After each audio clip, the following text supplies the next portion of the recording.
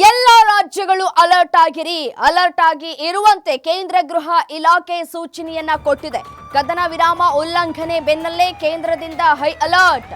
ವಿಶ್ವಾಸಕ್ಕೆ ಅರ್ಹ ರಾಷ್ಟ್ರವಲ್ಲ ಪಾಕ್ನಿಂದ ಕದನ ವಿರಾಮ ಉಲ್ಲಂಘನೆಯಾಗಿದೆ.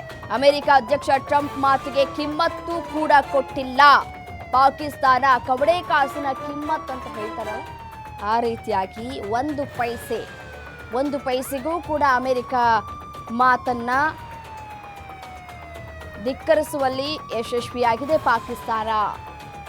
ಅವರ ಮಾತಿಗೆ ಕವಡೆ ಕಾಸಿನ ಕಿಮ್ಮತ್ತಿಲ್ಲ.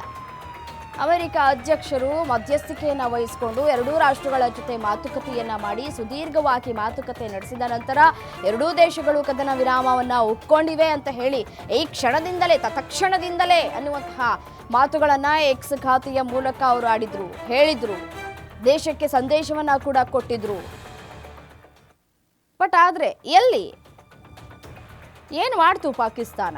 ಮತ್ತೆ ಕದನ ವಿರಾಮ ಉಲ್ಲಂಘನೆಯನ್ನ ಮಾಡಿದೆ. ಸೊ ಹಾಗಾಗಿ ಎಲ್ಲ ರಾಜ್ಯಗಳು ಕೂಡ ಅಲರ್ಟ್ ಆಗಿ ಇರುವಂತೆ ಕೇಂದ್ರ ಗೃಹ ಇಲಾಖೆ ಮಾಹಿತಿಯನ್ನ ಕೂಡ ಹೊರಡಿಸಿದೆ, ಸೂಚನೆಯನ್ನ ಕೂಡ ಕೊಟ್ಟಿದೆ. ಆಯಾ ರಾಜ್ಯಗಳು ಅಲರ್ಟ್ ಆಗಿ ಇರುವಂತೆ ಮುಂಜಾಗ್ರತಾ ಕ್ರಮವನ್ನ ಕೂಡ ತೆಗೆದುಕೊಳ್ಳುವಂತೆ, ಸೂಕ್ಷ್ಮ ಪ್ರದೇಶಗಳಲ್ಲಿ ಅತಿ ಹೆಚ್ಚು ಬಿಗಿ ಪೊಲೀಸ್ ಬಂದೋಬಸ್ತನ್ನ ಕೂಡ ಒದಗಿಸುವಂತೆ ಕೇಂದ್ರ ಗೃಹ ಇಲಾಖೆ ಸೂಚನೆಯನ್ನ ಕೂಡ ಕೊಟ್ಟಿದೆ.